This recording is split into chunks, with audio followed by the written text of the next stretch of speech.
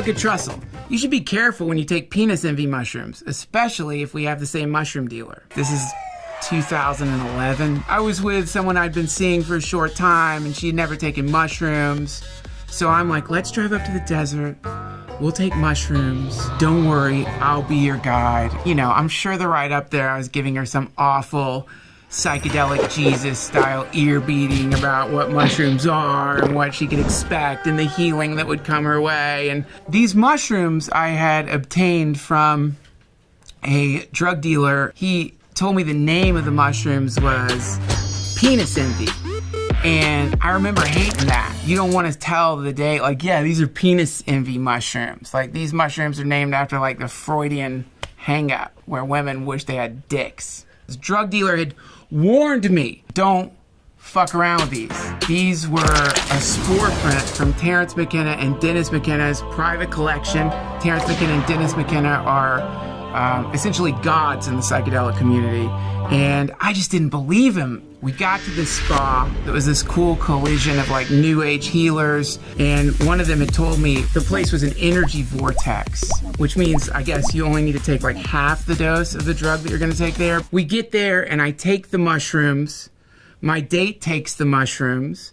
And within 10 minutes, something starts happening that has never happened to me before on mushrooms. I'm looking down at my hands on the bed, and my fingers are spaghettifying. Like, you've probably heard of what happens if you go into a black hole. This was happening to my fingers. My date is like, when am I gonna start feeling it? And I'm like, I don't know.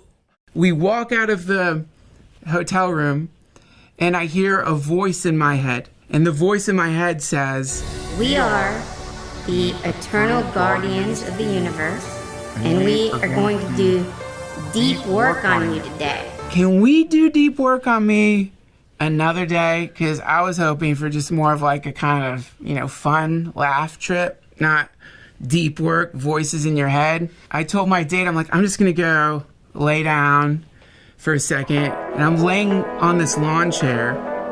The sun is setting. What I'm about to say sounds like something someone who's never taken a psychedelic would say.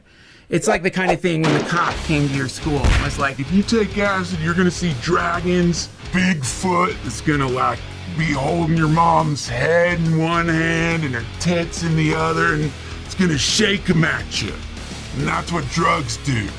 No, this happened. I'm looking at this now alien landscape, hyperdimensional colors, everything is melting, and standing on a tree branch is a gnome. It's like my subconscious was just being fucking lazy and is like, okay, let's just show him a fucking yard gnome.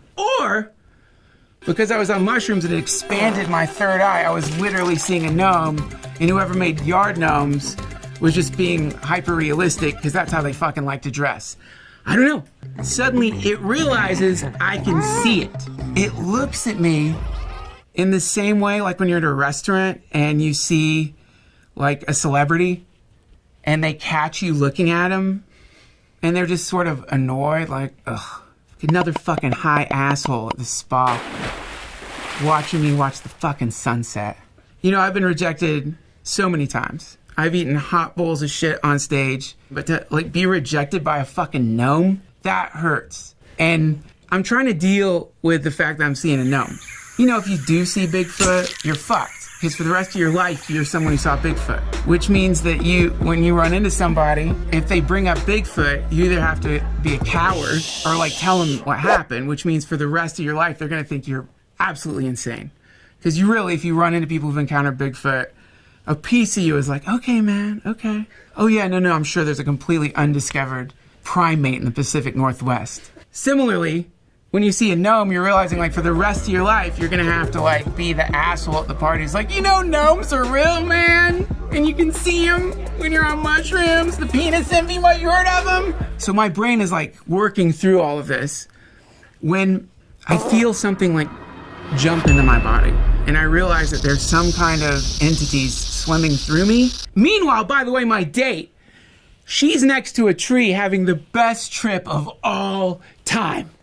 She's laughing. I can hear her saying, it's so beautiful. The world is just so beautiful. I'm like, just, no! I'm getting fucking attacked by a swarm of spirits. But I start praying in my head, please God protect me.